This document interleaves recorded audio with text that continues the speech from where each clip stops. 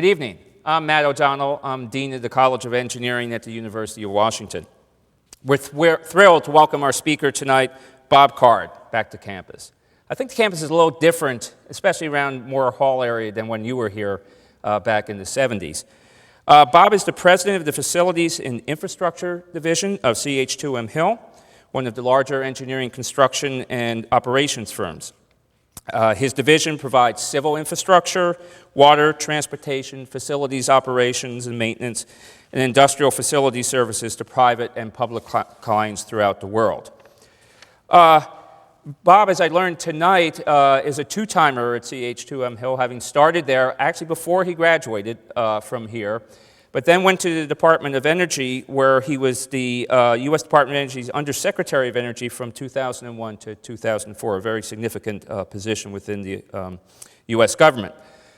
But tonight he's going to join us and talk to us about one of the more exciting projects, at least for us here to hear about, which is the London 2012 Olympics.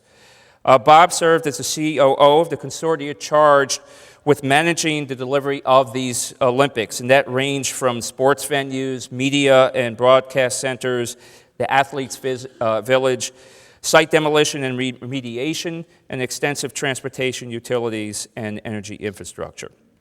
It's a very interesting project, as we'll find out, because it's the size greater than Hyde Park in there, but that it was not the most pleasant of environments before this project started, and that had a big deal to do with some of the excitement surrounding the project, as well as obviously being the host of the Olympics. So it's my privilege to introduce to you the Honorable Bob Card. Thank you. I'm pleased to be able to talk about this terrific project with you tonight, and as was mentioned earlier, please don't hesitate to jot down your questions, even rude ones are okay. I see a big contingent of hecklers in the audience. It's been great to catch up with a lot of old friends here, and I think you'll be hopefully as excited about the project as I am when we're done.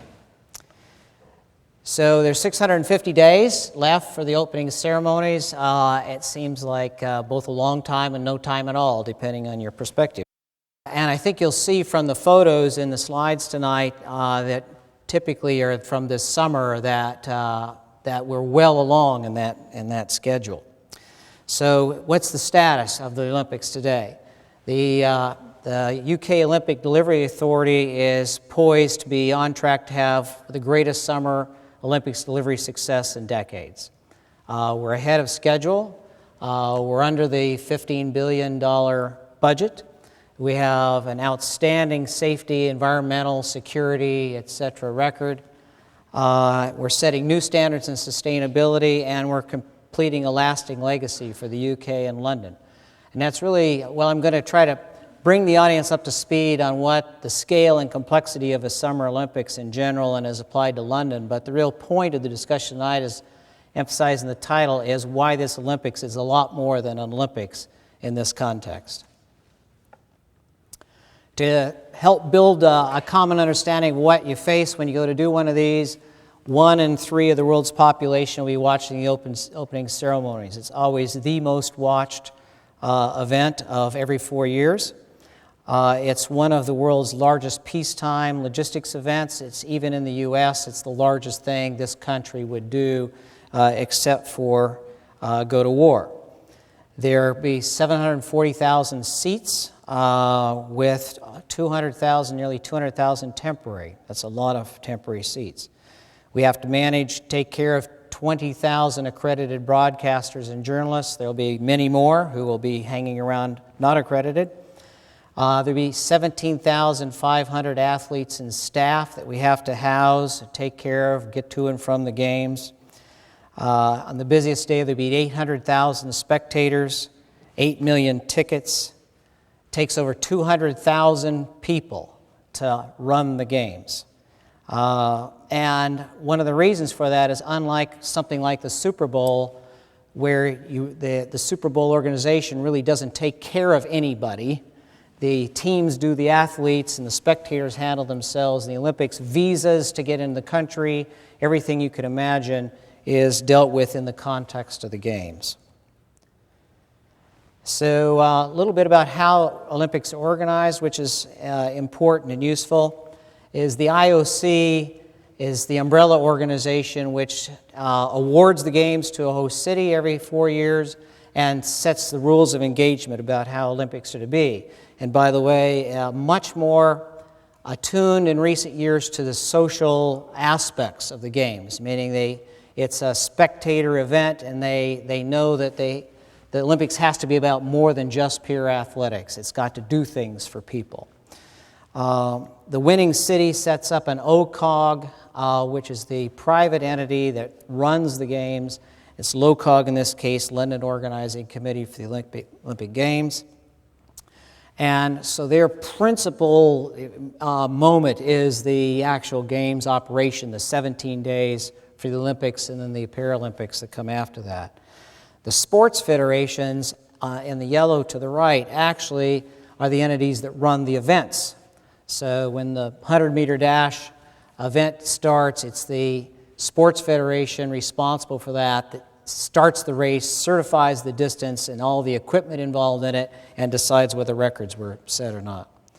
The Olympic, I'll try to help illuminate this, but I think it's obvious for you. The Olympic Delivery Authority, typically governments deliver the main new venues, transportation improvements, and other things to host the games. And in this case, one of the key secrets of, you say, Bob, how is it that almost 2 years in advance this looks like it's done, and some other Olympics hardly look done at the opening ceremony? And one of the key reasons was the fact that some other Olympics have had trouble, and the UK decided to centralize the delivery of the games in a single governmental entity, which is not necessarily a politically popular thing to do. It's more politically popular to spread the games development amongst a number of ministries, which makes coordination difficult or impossible.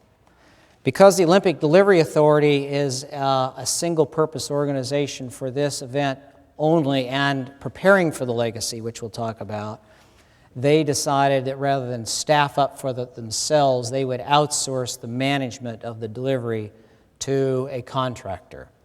CH2M Hill formed a consortium with two prominent British firms, Lang O'Rourke and Mace, to form CLM Delivery Partner, and we were awarded that management contract. So that's why I'm here tonight.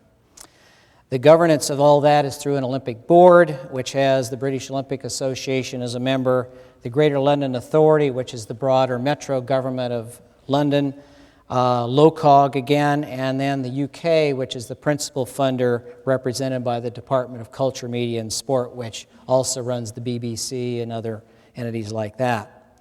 Because this, as I'll explain later, was all about what happens after the games, not the games themselves, they've already formed an Olympic Park Legacy Company to manage what goes on when the games are over.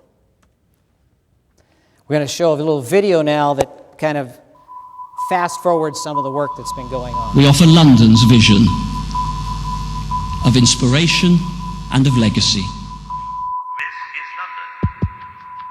London. The International Olympic Committee has the honor of announcing that the Games of the 30th Olympiad in 2012 are awarded to the city of London.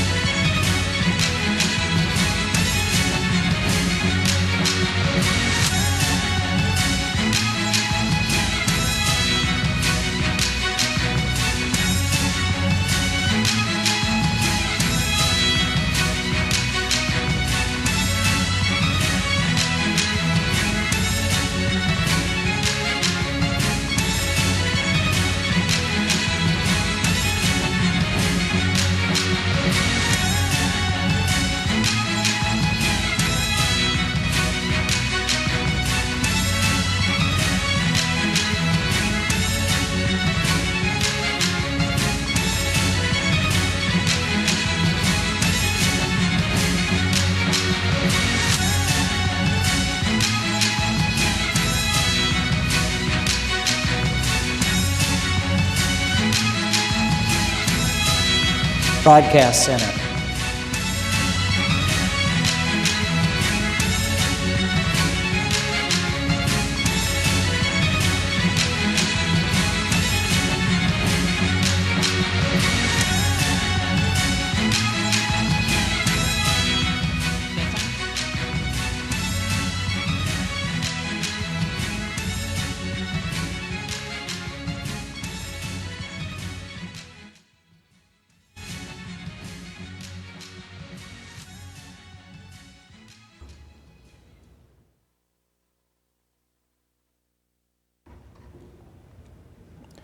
Okay, so what are the key steps if you're going to do an Olympics? Once you win it, which is a hard thing to do, you have to pass enabling legislation. There's a whole bunch of trademark, copyright, and intellectual property rights that go with the Olympics, very key in the marketing and funding of the Games. You have to decide what the government role is and form whatever entity you're going to do. That's a critical step. And that's where most Olympics that look like they're going to go bad go wrong. Then if you're going to have it on a park, most of it on a park, which is the common thing to do, you have to find a spot, assemble the land, and remediate it. In London's case, this was both simple in an institutional context because their goal was to do urban regeneration in a poor, diverse part of London. It was very complicated in an engineering context. As you'll see, the site was incredibly complex because of that. You have to build and commission the largest construction project in Europe going on at that time, and then when that's done, which is starting already, you have to install Olympic overlays. So all the flags you're going to see, the cauldron, all the support services that are beyond just a completed stadium have to go in. You have to run the event, which is challenging, and then you have to take out what's not needed anymore and construct the legacy. And it's particularly steps 6 and 7 that are key parts of this Olympics. Now I'm going to go into explain to you a little bit about the components. You saw many of them in the video, but what's it take? Because an Olympics is about a lot more than just some stadia and venues. And we're going to focus on the Olympic Park for this because that's where the biggest part of the construction was. But only about 56% of the medals will be awarded on the park. You can see on this map in London on the right that there will be events all over the UK. Most of them are soccer, football in British terms, except down in the south there where the arrow is a sailing venue at Weymouth. In London, you've got the part, those of you who've been there as tourists, which is Parliament area and London Bridge here. There'll be a number of events there, really exciting venues we'll talk about a bit later. You've got Canary Wharf, the financial center, and Greenwich right here, and then about 2 miles north of Canary Wharf is the park. Our first challenge is the scale and location of the park. You can see the contrasting scale between Beijing, which was huge. In fact, it was nearly a mile to the only place you could get a hot meal from the stadium, to London and Sydney. And further, it was made further complex in that the London site is crisscrossed by canals and railroads. And so we're going to move, as you're going to see, 2 million cubic yards of earth to make this work, but there was barely a spot you could put a scraper and just get it to run in circles.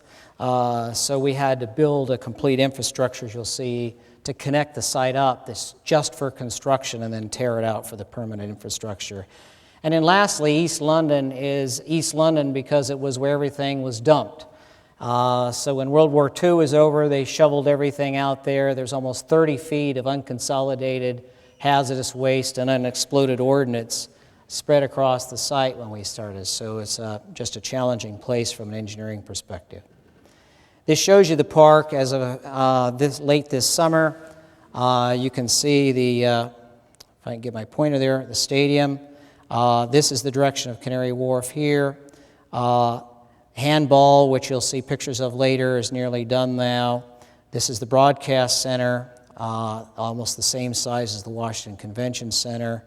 A whole bunch of temporary venues will be beside it here. The Velo Park and Cycling Complex, then the Athletes Village, the biggest single project involved in the Olympics. Basketball, which has barely started there, but now is up and looks complete. And then this carve-out here was for the real estate development, and Westfields is developing the UK's largest shopping mall there. And then the Aquatic Center, which is the signature roof structure you'll see, sits right in here.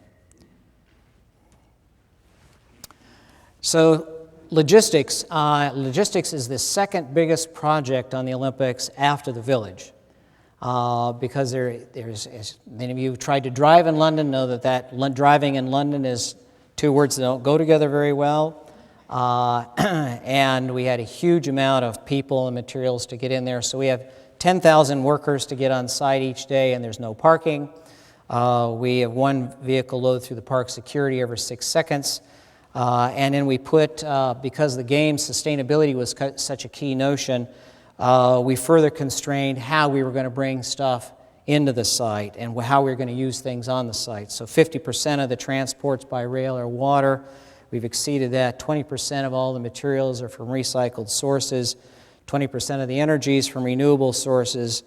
15% of labor force is from the postal codes in the surrounding community. And 12% of the labor force was previously unemployed. So in the infrastructure, the enabling works, which is preparing the site, you saw on there some of the demolition going on. We had to demolish 230 buildings. First, we had to take the site over, which was institutionally complex. There were many, many landowners, and it's a difficult process. We had to move almost 2 million cubic meters of soils. We remediated the soil rather than dispose of it off-site, so that 500,000 cubic meters is 50,000 dump truck loads of soil that did not have to go through London neighborhoods because we cleaned it up on site and reused it. We reused 90% of all the other demolition waste and site debris, and did all this while accommodating 140 archaeological digs, recognizing many of those, to get to areas of archaeological interest, had to go 30 feet down just to get started. So most of them were shored. And they found the old Roman ford over the Lee River, which was the biggest river going into the Thames in London.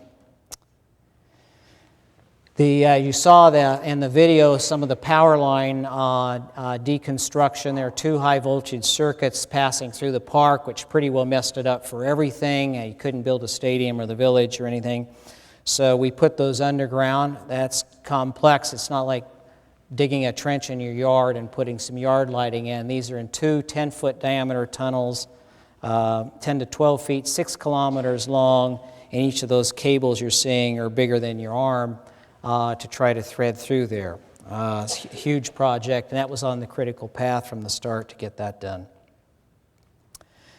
Then the legacy plan was done for the site right from the get-go. So even when we arrived on the project, the schedule had a little piece called the Olympics, and then a big piece called what comes after the Olympics.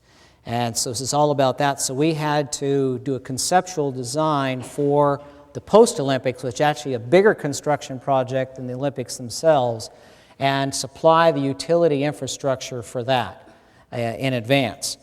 So we are laying a fiber optic backbone for what will be the highest tech games ever. All those little cell phones you just silenced and everything are going to take up a huge amount of bandwidth, and then there's HD TV and HHD TV that will be there. 300 kilometers of utility networks of every kind of utility, and then a deep sewer system as well. As you saw, the site is crisscrossed by canals and rail, and so to make it feel like one site, it takes 31 bridges to do that. Some of these bridges are over 100 feet wide because when you're trying to evacuate 500,000 people from the park in emergency, the crowd models require a huge space to get that done. Otherwise, everybody just piles up on top of each other.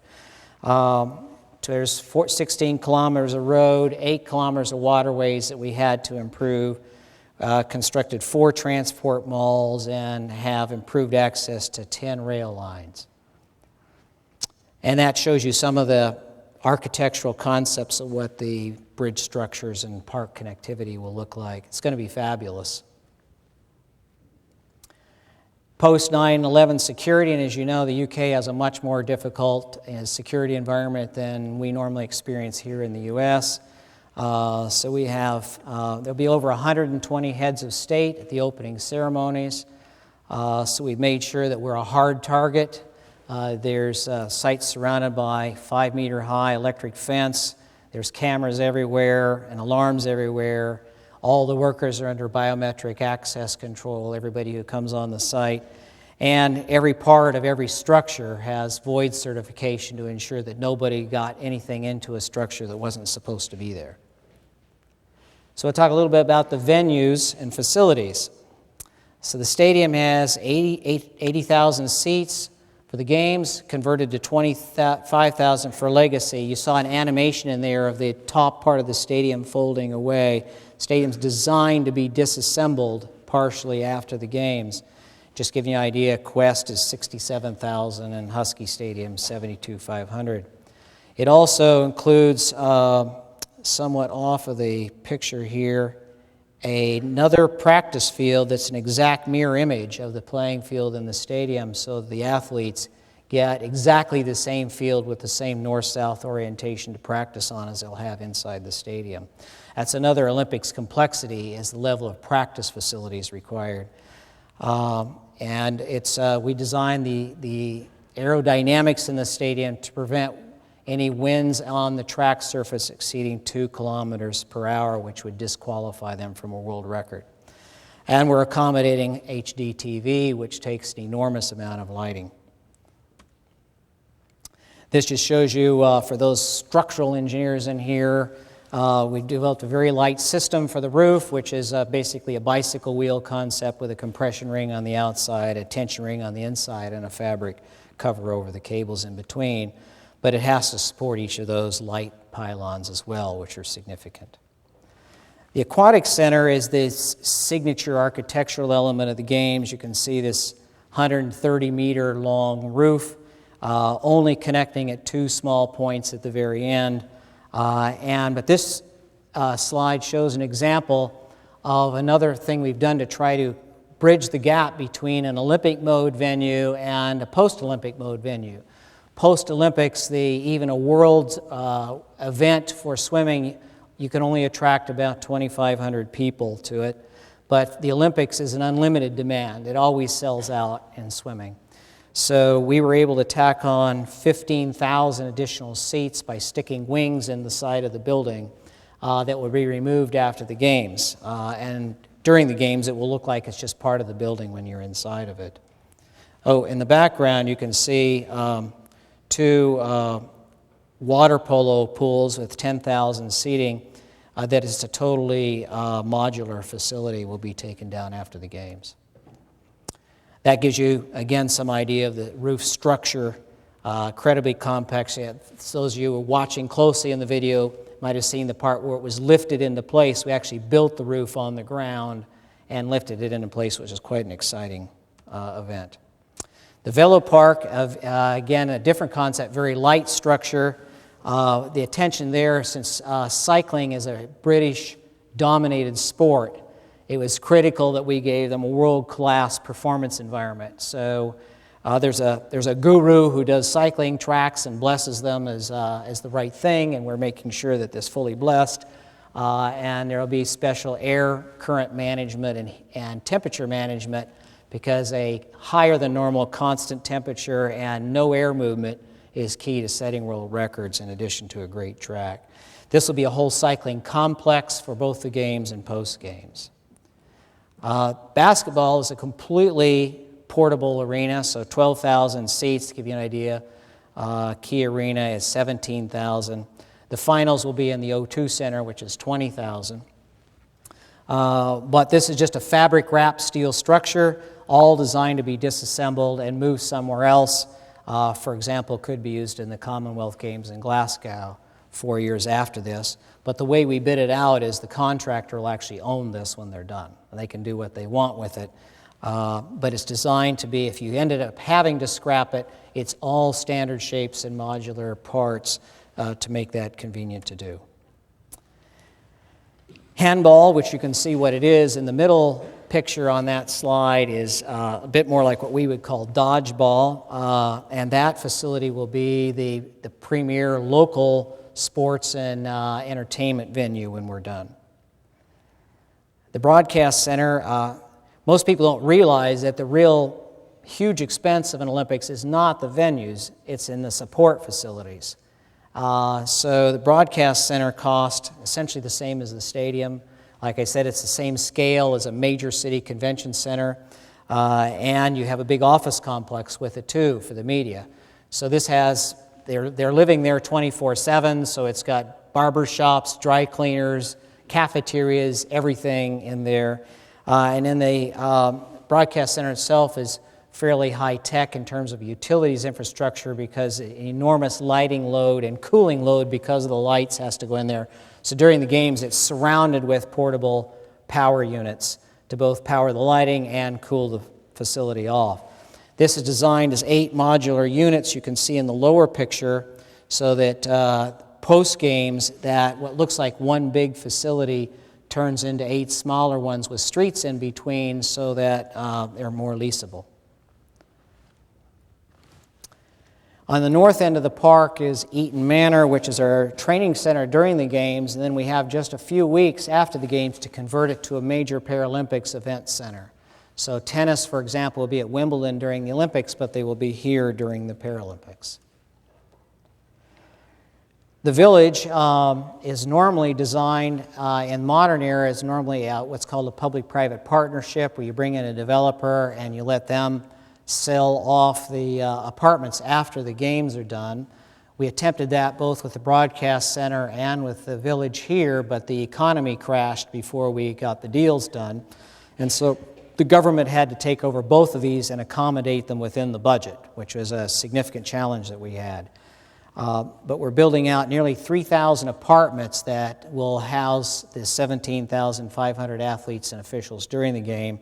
And it's basically an entire town of 70 buildings. It has schools, cafeterias, health facilities, and everything to accommodate both before and after the games events. I just might notice as an item of curiosity or cocktail conversation that you can't house any Olympic athletes above the 8th floor. So all the towers you see that are taller than that will be vacant above that during the games. That's for emergency access and fire restrictions. Outside the park, just some of the venues you'll be familiar with is Wimbledon will host tennis. But to give you an idea of the complexity, it will take several tens of millions of dollars to convert Wimbledon from a world-class annual tennis venue into an Olympic venue because there's many more broadcasters, many more participants, and more access restrictions for keeping, in Olympic context, you try to keep the spectators, athletes, officials, media all separate, and so what you'll be doing is converting a big part of the courts at Wimbledon into media because it's a major broadcast event and a lot of seating reconfigurations.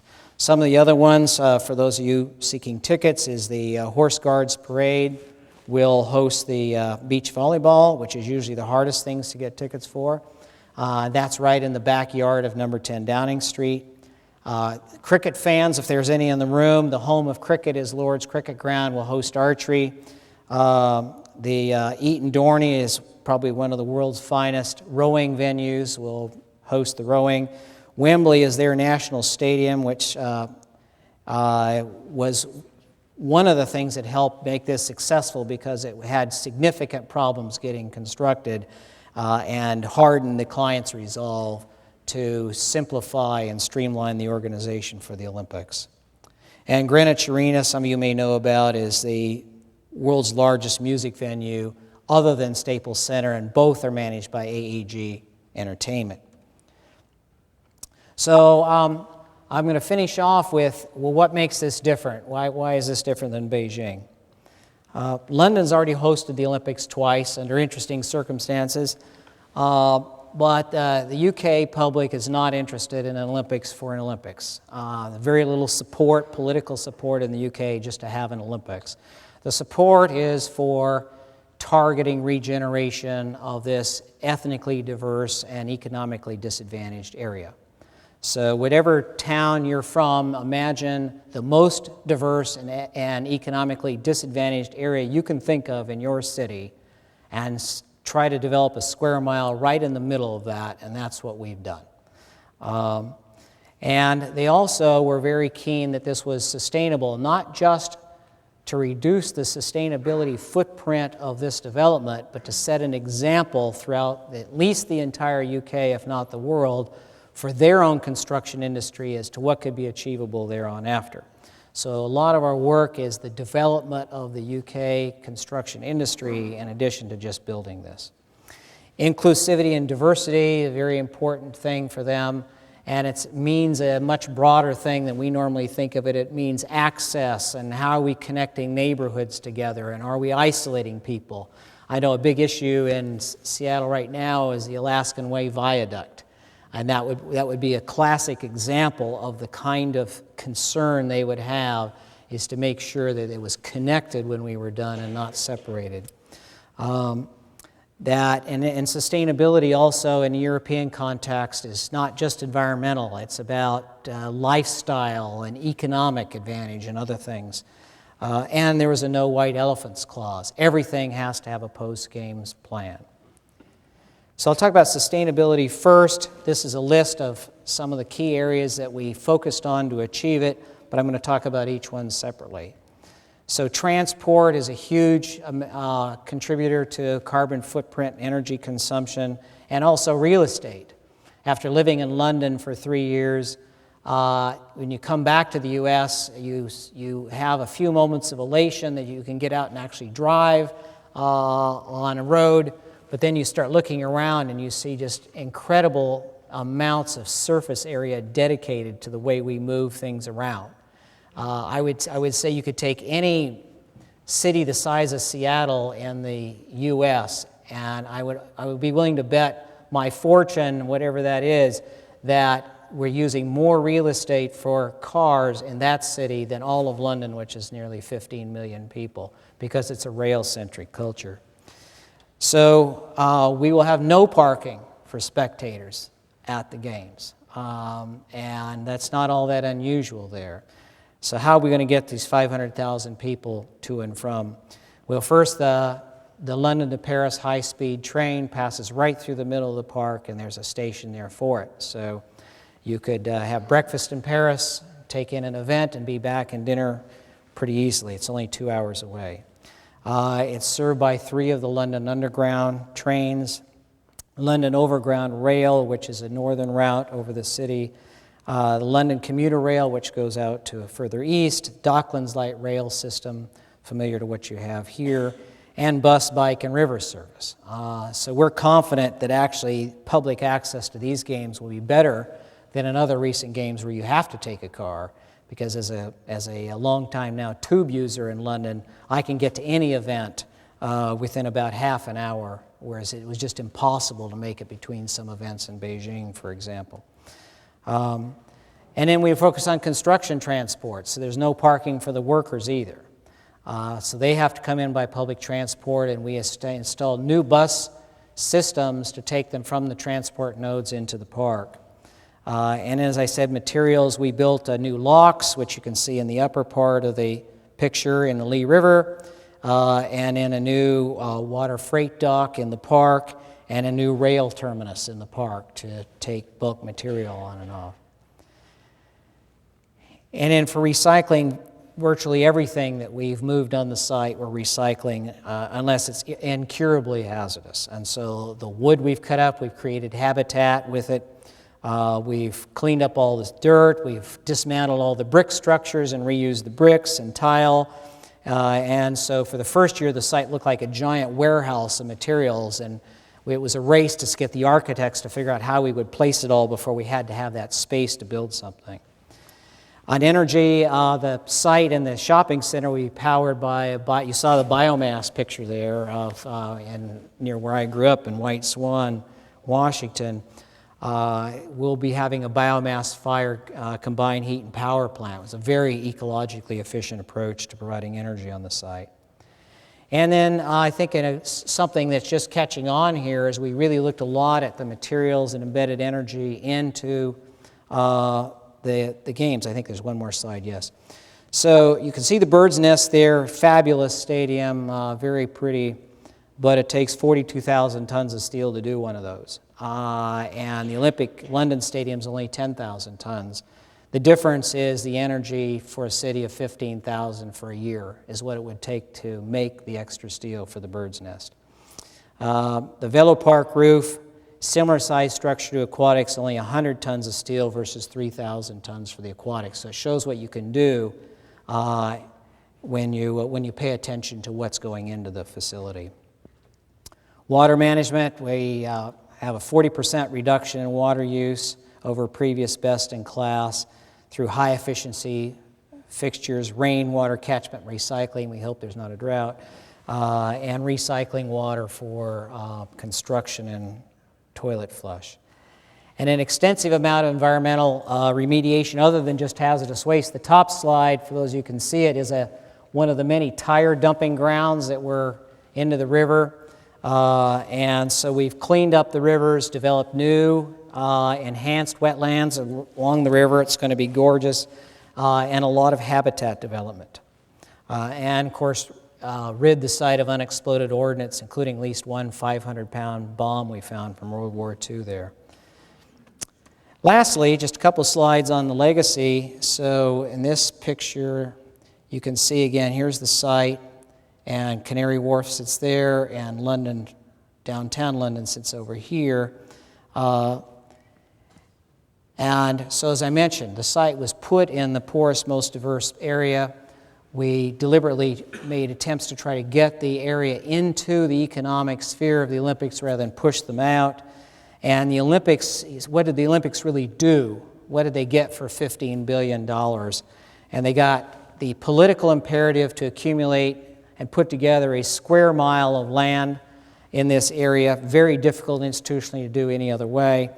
They got the funding to remediate it, which was, as you saw, was a huge activity, and put in the utilities and infrastructure to make it extraordinarily attractive new development. So you have not only world-class utilities and land and canals, but you also have the cachet of the Olympics having been there.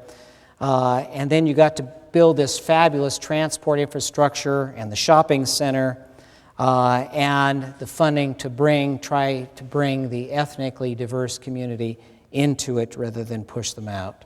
And security is really one of the core things that we're hoping the games bring, because it completely affects the lifestyle of people who live there when it's not safe to go out your front door. And as we said before, every venue has a purpose. It'll either be gone or converted to something for permanent use. And so we're pretty proud of the fact that we think we'll achieve the no white elephant clause. There'll be 9.6 million tickets, but I can tell you they're going to be difficult to get because it's going to be extraordinarily popular. But any of you who want that can look at london2012.com, but it will refer Americans here back to the US OC for their tickets. So that, I'm ready for your questions, so thank you very much.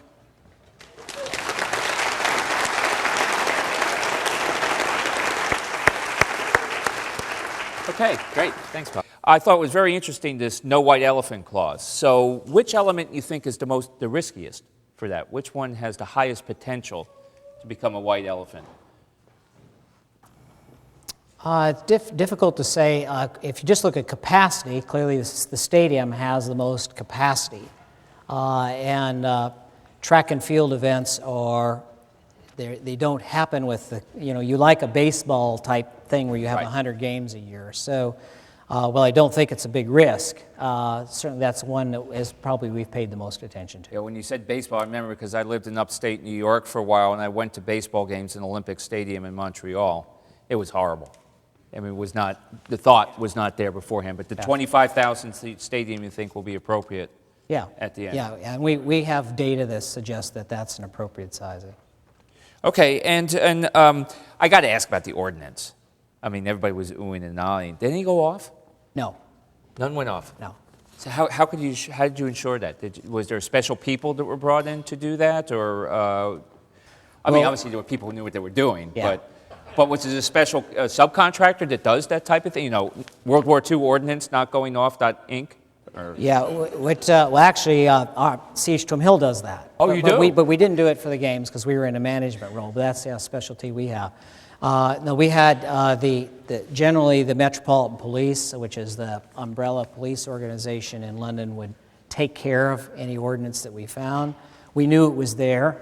It is all over London.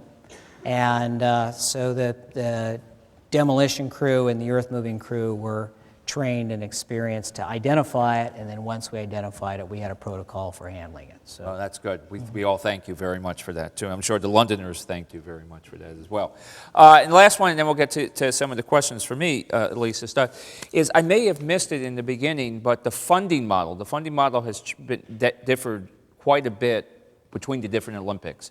And what I didn't get is what fraction of the total budget you say is private funding versus public funding in this case?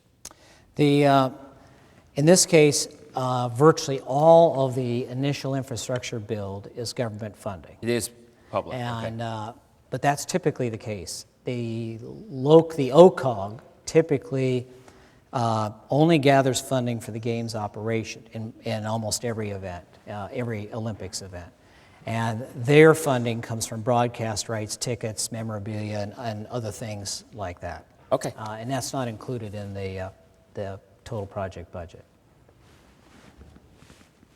Oh, okay, good. I'm always very happy when I do this that the first question's reasonable. Then I get to sort through the rest. But given the success of your sustainability efforts, is the IOC considering including sustainability requirements for future Olympic Games? Answer is yes. It was already in this one. And so I think if you, Seb Coe, who is chairman and a world-class athlete and a hero in the UK, is chairman of LOCOG. I think he cites, what won the games for London. He believes it was the sustainability, regeneration, and the theme of developing an athletic culture in the UK from youth on up were the key ingredients for winning. So that's what I meant when the IOC is really transformed over the last couple decades into looking about the games as much as a social movement as just a pure athletic event. Right, Yeah. right. Okay, so this one asked about the post-game plans. So you didn't go into a lot of specifics on that, and so for the one example that was his question here is, so you build a facility and you tear it down for that. Is there a plan to use that space for something else? Yeah, I wish I could have shown the legacy plan here, but I didn't have a good enough rendering of it. But the site has a conceptual plan, which is only a conceptual framework. It'll be actually developed as appropriate at the time to put in commercial, retail, and off space and housing after the games. As I said, the square footage of space after the games will exceed the game square footage by quite a bit. So every venue that's occupying space there commercially has to compete for that space. So from a real estate development standpoint, you'd want virtually all the venues gone. But again, in the UK, where it's a transit-oriented culture, they historically use venues as anchors for development. So I remember going to my first big football/soccer game in the UK to a major stadium. I was wondering, well, when are we going to see it? Because I was waiting for a parking space and it to be a mile that way. And you just emerge around the corner and there it is. It's sitting right there. And so they use that as actually development anchors. So very different concept. Okay, so project management is the next question. And how was it organized? Specifically, this question is about by venue. So was there different project management depending on the venue? Did it look different, feel different? Well, I think the IOC would call that venuization, and there's definitely trends that way over time. But I think a key thing about any big project, but especially the Olympics, which is very fast-paced and bulk, you'd never do that much stuff all at one time in a normal project. You'd phase it out over decades. Is you have to respond to the different cultural requirements that different during phases of the project. So the initial phase for the first 6 to 18 months is very much a planning, thinking, risk management phase. And so you have a different cast of people. Then you go into a design phase and a construction phase. And I think that was a thing that was hard to some extent for some of the institutional organizations to get used to, as we had to make big changes in the organization and the staffing as we approached each of those phases, because they're very different. The farther down the pipeline you get, the more venuization occurs. Right. The initial organization is all around risk. So we looked at where are we likely, if we were going to say, here it is a week before the opening ceremony and we don't know how we're going to get done, how did that happen? And we tried to back through that question and say, it must have happened over here. And, okay, let's cover that. Yeah. Okay, so compared to CH2M Hill, I mean, they're an international organization, do lots of big projects. How did this compare? Were there bigger projects, more complex projects? How just overall did it compare to other ones? Well, nothing can compare to an Olympics, personally. I mean, it's just, I could spend a whole day lecturing about any aspect of this, and it's so intense, but there is, in their own ways, there are many other projects that, even small ones, that are equally rewarding and important. I mean, we're blessed to be doing the same thing with the Panama Canal widening, with the commercial nuclear program in the United Arab Emirates, the U.S. forces relocation in Korea.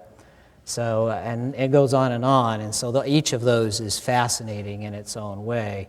The Olympics just brings so many complexities together all at one time. It's a special event. And there's no other event that billions of people are going to watch what you did on the first day. Yeah.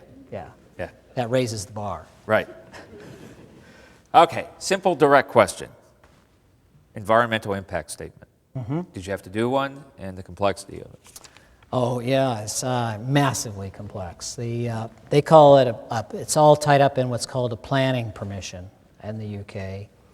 I have a picture somewhere in my files here of the document, and it was a truckload. So we had to, and we really, the government really gave no quarter for this. I mean, what we had very high-level access. So we played everything strictly by the rules. We didn't get any, it's the Olympics, you don't have to do that. I thought we were going to get that. It took me about a few hours to understand that no, it was actually harder because no agency wanted to be caught under the lights for cutting some slack that they shouldn't have done. Right. But what we're able to do is quickly understand the requirements and had a very good ability to adjudicate exactly what they were. So it was probably faster for us, but we had to go through everything just like any other developer would do. Right. And again, the agencies almost treated it with a little bit of, we felt we got even some extra hard scrutiny. Because they knew that somebody was going to come back and check on them and ask, why did you do that? Right. Yeah. Okay, well, this is good. The diverse community. So we talked about how this is one of the reasons for picking the site was that. And how are they reacting to the potential of this legacy? So did they see, I guess the way I would phrase it is, do they see it the same way in which you all presented it? Yeah. I think the community certainly started off as justifiably skeptical. Whether it was right or wrong, the street talk we heard when we started is Canary Wharf, which for those of you who've been there is a fabulous development. But they felt pushed out of Canary Wharf, was a similar kind of a thing. And so while it was cool when it was done, they didn't get anything from it. Right.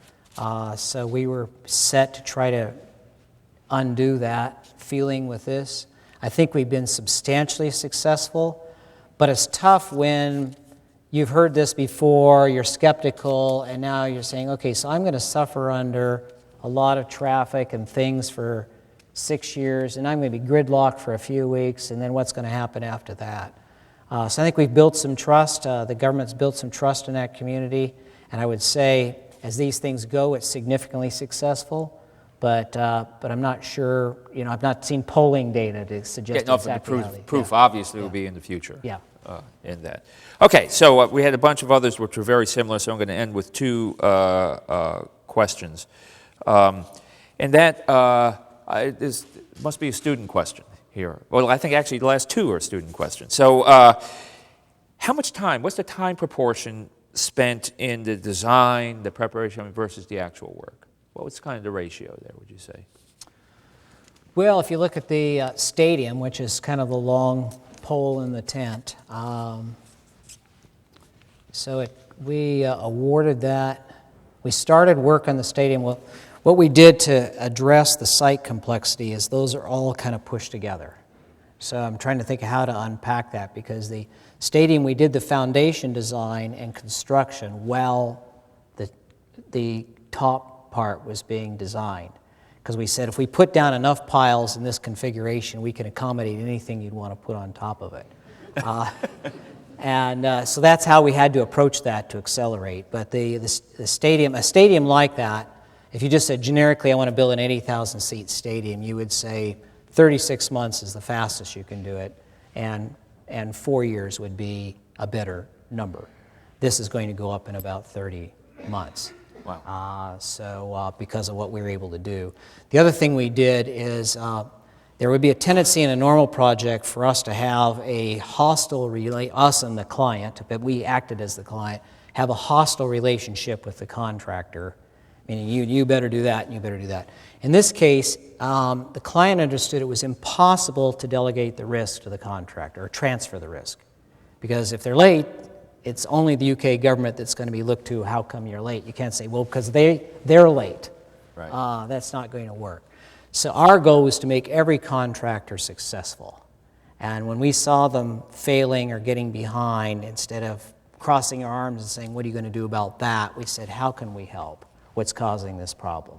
And I think that helped stimulate the performance we got. Great, great. Okay, so the last question is a great UW question, okay? So what experience at the UW best prepared you to work on this? I didn't write this one, sorry. But what experience at UW best prepared you to work on this project?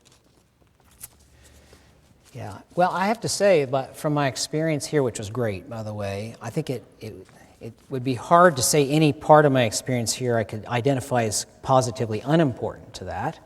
On the important side, I have to say that the distribution classes I took were really important. I mean, they gave me art history and law and some other things I took here, gave me a perspective beyond just the technical aspects of engineering. And what we've learned in managing many billion-dollar-plus projects is once the cost hits $1 billion, it's no longer a technical project, it's an institutional project.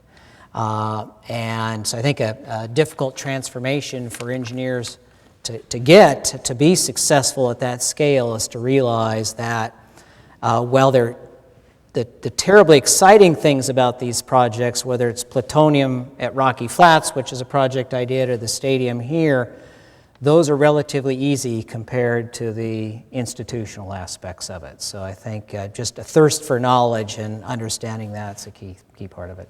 Okay, great. Let's thank our speaker again. Thank you.